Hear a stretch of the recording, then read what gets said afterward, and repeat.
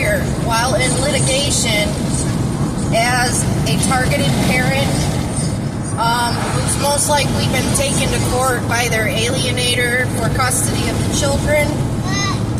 Targeted parents don't generally take their access to court over the children. They generally want to have peace in their family dynamic, whereas the alienator does not.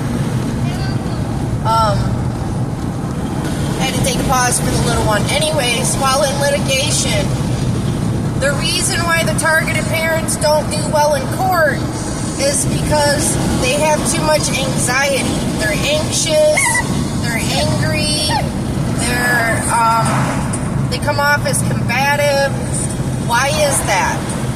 Because the dynamic going on behind the scenes outside of court when they're trying to communicate with the alienator over the children, they want to see the kids, and the alienator is not allowing that. They're being what's called the gatekeeper kind of deal. So obviously that's going to create some animosity naturally. But your behavior in court is going to make all the difference. So I hope I'm catching somebody now before they go to court if they're dealing with being a targeted parent. So what is parental alienation? Parental alienation is when one parent turns the kids against the other parent. How do they do that? Through coercion, manipulation. They fabricate incidences. They take small truths and twist them and make them something that they're not. They do all kinds of things. And the whole point is to keep them from their other loving parent. Why do they do that? Lots of reasons. Insecurity, fear of losing the children. They might have an underlying disorder. They may suffer from narcissistic or borderline personalities, or they don't even know they're doing it.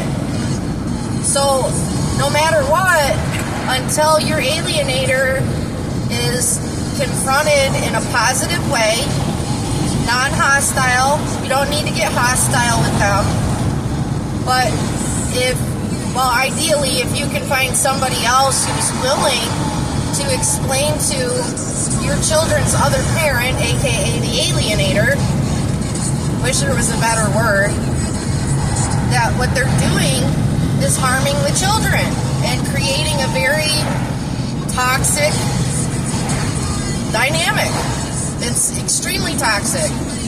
So all these things go on behind the scenes before court, and before you know it, you're in court, and the judge asks specific questions of the petitioner or you, the respondent, and those questions are going to hit, emotional things. It's going to get emotional, very. But the thing that differentiates between the alienator and the targeted parent of who is the better parent in court, it's going to be the one that's standing there calm, cool, collected, non-emotional, just chill as a cucumber, man. They're chill as a cucumber, and that's how they're able to get away with everything that they're saying in court that you know to be not the truth. Is it irritating? Yeah. Is it painful? It's all those things. But your emotions, they do not belong in court. Keep it out of court, or else you're going to face a situation that you're not going to be able to swim through or deal with. You're going to be facing not seeing your kids. That's what's going to happen to you.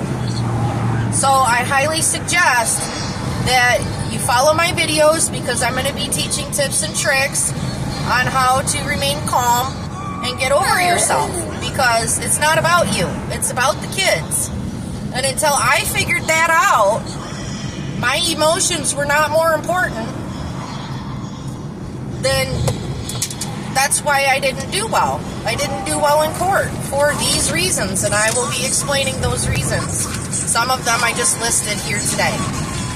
But I just want to tell you that there is hope. So don't give up. Do not give up. It's going to be okay.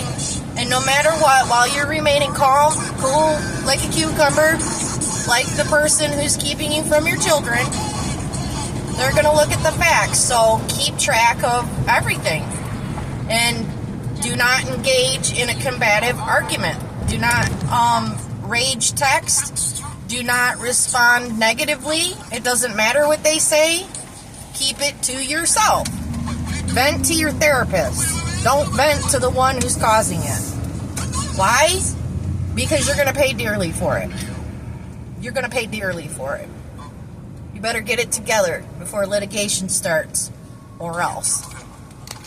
God bless you and keep you in all ways, for always, forever and ever. Amen. You guys can do it.